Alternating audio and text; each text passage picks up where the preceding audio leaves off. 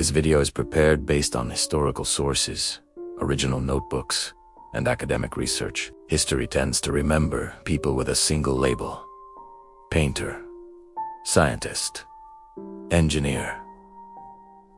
But some figures refuse to stay in one box. Leonardo da Vinci is one of them. He's not important because he was talented in many fields. He is important because he represents a way of thinking that no longer exists. A mind that did not divide knowledge into separate compartments. Art, not beauty, but observation.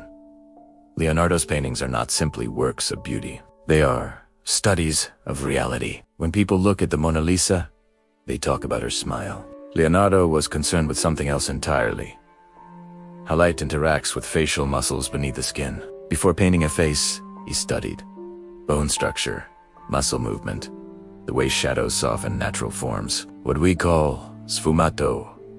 Today was not a stylistic choice. It was the result of a conclusion. Nature does not draw hard lines. Leonardo did not paint what he imagined. He painted what he observed. Science, not curiosity, but discipline. Leonardo was a scientist, though not in the modern academic sense. His laboratory is the natural world. He dissected human bodies to understand anatomy, not for recognition, not for publication, but to see how things truly worked. His drawings of the heart, spine, and muscles were centuries ahead of their time. Yet most of this knowledge remained in his notebooks.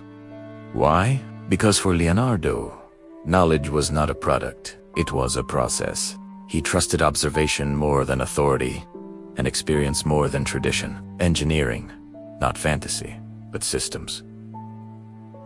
Leonardo's flying machines are often described as unrealistic dreams. That description is lazy. Leonardo did not assume humans could fly.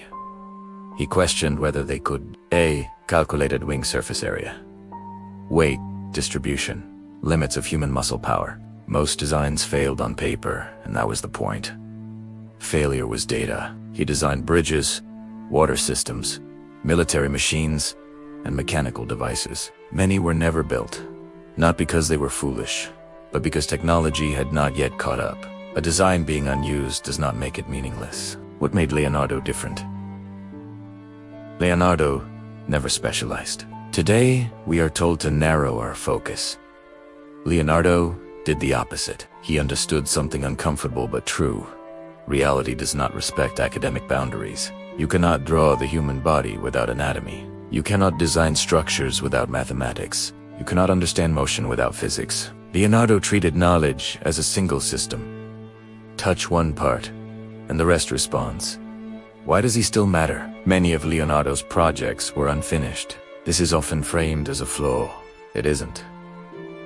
Leonardo was not chasing completion. He was chasing understanding. He moved on when questions became more interesting than answers. That restlessness is not weakness. It is intellectual honesty. What makes Leonardo timeless is not what he finished, but how he thought. Conclusion. A message from the past. Leonardo da Vinci leaves us with a clear message. Knowledge should not be fragmented. Tradition must be examined, not worshipped. Observation matters more than repetition. He did not reject the past. He studied it carefully, then tested it. Leonardo did not try to escape his era. He tested its limits. And sometimes, that is exactly how history moves forward. Hey everyone, and welcome back to the channel. We all know Leonardo da Vinci, right? The guy who painted the Mona Lisa and the Last Supper. But what if I told you that painting was just a side gig for him? The real Leonardo was a man 1,000 years ahead of his time. An inventor, a scientist, a philosopher, and a master of secrets. Today, we're peeling back the layers of this ultimate Renaissance man to uncover the genius you never knew. Leonardo was born in 1452 in a small Tuscan town. He wasn't formally educated in the classical sense, which might have been his greatest advantage. It meant his mind wasn't boxed in by traditional thinking.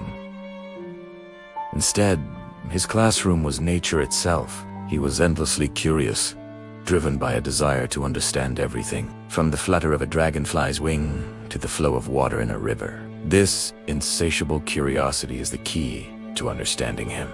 His career began in Florence, in the workshop of the artist Verrocchio. It was here he honed his artistic skills.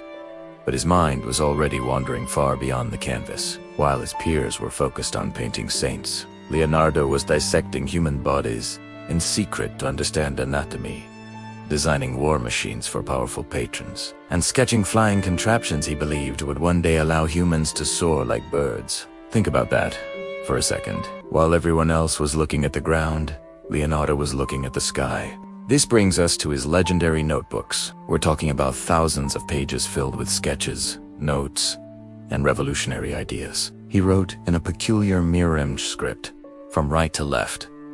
Was it to keep his ideas secret, or was it simply easier for a left-handed man like him? The mystery remains. Inside these notebooks, we find designs for an armored tank, a diving suite, a mechanical knight that could sit up and move its arms, and even a primitive helicopter, which he called the aerial screw.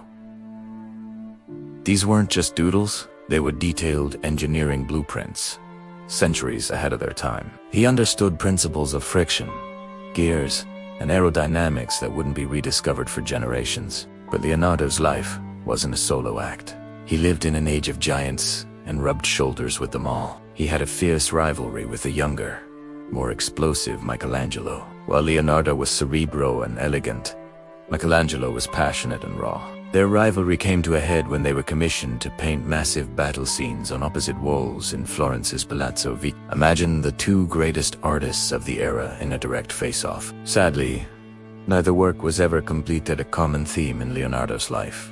He also had complex relationships with powerful patrons, like the Medici family in Florence and Ludovico, the Duke of Milan.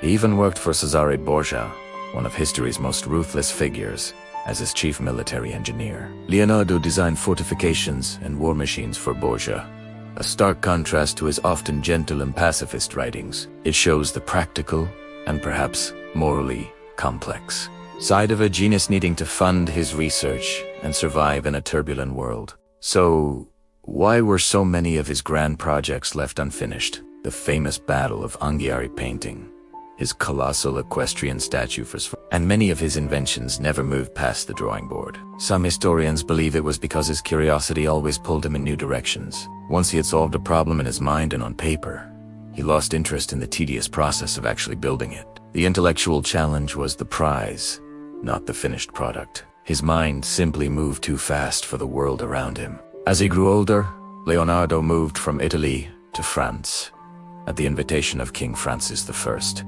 who deeply admired him. The king gave him a beautiful chateau and the freedom to pursue his thoughts without the pressure of commissions. It was here, in the final years of his life, that he focused on organizing his vast notebooks, perhaps sensing that his time was running out. He passed away in 1519, legend says, in the arms of the French king. So what is Leonardo's true legacy? It's not just in the priceless paintings that hang in museums. His true impact lies in his method, his relentless questioning of the world. He was one of the first to truly blend art and science, to argue that they were two sides of the same coin, both seeking to understand the beauty and mechanics of the universe. He showed us that the most powerful tool we have is our own curiosity. Every time a scientist observes nature to inspire an invention, or an engineer uses artistic design to create a more elegant machine, they are walking in Leonardo's footsteps. His designs for flying machines laid the conceptual groundwork for aviation. His anatomical studies revolutionized medicine. His understanding of perspective and light changed art forever. He wasn't just a painter or an inventor. He was the architect of a new way of thinking. He taught us to look closer, to ask why, and to never, ever stop learning. The spirit of Leonardo da Vinci is alive and well, not in a dusty museum, but in every innovator, dreamer, and curious mind that dares to imagine a different future. Thanks for joining me on this deep dive into the mind of a master. If you enjoyed this journey, make sure to like, subscribe, and hit that notification bell for more stories about the hidden history that shapes our world. See you next time. Don't forget to subscribe to our YouTube channel and click the bell button to be notified of updates.